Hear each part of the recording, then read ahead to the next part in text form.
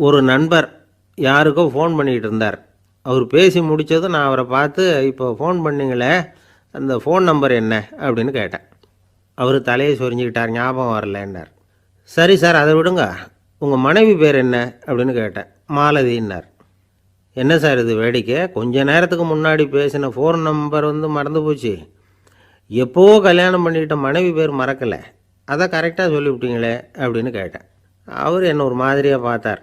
அவர் அப்படி என்னை பார்த்ததில் ஒன்றும் தப்பு இல்லை. ஏன்னா நாம் எல்லாருமே அப்படித்தானே, ஒரு குறிப்பிட்ட காரியத்துக்காக தொலைபேசியில் ஒருத்தட்ட பேசுகிறோம், அதுக்கப்புறம் அந்த எண் நமக்கு அனாவசியம், அதனால் மறந்துடுறோம்.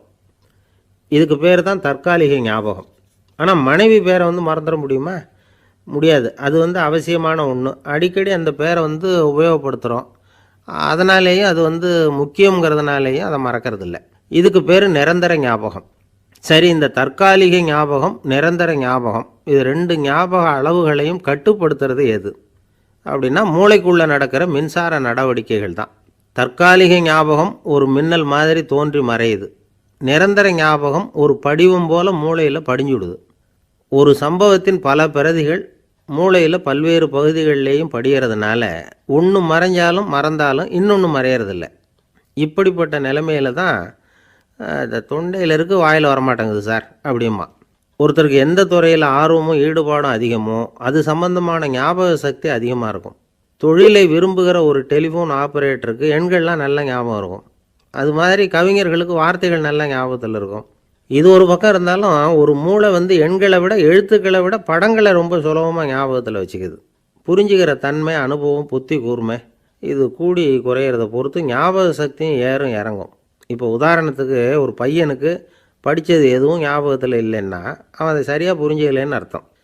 இந்த மறதிங்கிறது எந்த சமயத்தில் ஒரு பிரச்சனை ஆகுது தெரியுமா? உங்களுக்கு வேண்டியப்பட்ட ஒருத்தரை ஞாயிற்றுக்கிழமை சாயந்தரம் சரியாக 5 மணிக்கு கடற்கரைக்கு வர சொல்லிவிட்டு அந்த நேரத்தை மறந்துவிட்டா அது பரவாயில்ல, வர சொன்னதையே மறந்துவிட்டா தான் நிலைமை மோசம்னு அர்த்தம். இப்படி இருந்தால் இது சிகிச்சை எடுத்துக்க வேண்டிய நிலைமைங்கிறத புரிஞ்சுக்கணும். ஆமாம், இதுக்கும் மருந்து இருக்குது. ஆனால் மூளை குறிப்பிட்ட அளவுக்கும் கீழே இயங்குறப்போவோ இன்னொன்று சொல்லுவாங்க, இந்த நியூரோ டிரான்ஸ்மிட்டர் அப்படின்னு சொல்லுவாங்க. அப்படிங்கிற மூளை ரசாயனம் ரொம்பவும் குறைஞ்சி போகிறப்போ மட்டும்தான் உபயோகப்படும். டாக்டர் என்ன சொல்கிறாங்க தெரியுமா? மூளையை பொறுத்த வரைக்கும் அதில் ஞாபக சக்தி அதிகமாக உள்ள மூளை, மறதி உள்ள மூளை அப்படின்னு ஒன்றும் கிடையாது அப்படிங்கிறாங்க. நினைவு வச்சுக்கிறதுக்கு பயிற்சி அளிக்கப்பட்ட மூளை, பயிற்சியற்ற மூளை அப்படின்னு வேணும்னா சொல்லலாம் அப்படின்னு சொல்கிறாங்க. அதனால் நம்ம ஞாபக சக்திங்கிறது நம்மக்கிட்ட இருக்கிற பயிற்சி, முயற்சி இதை பொறுத்து தான் அமையும்.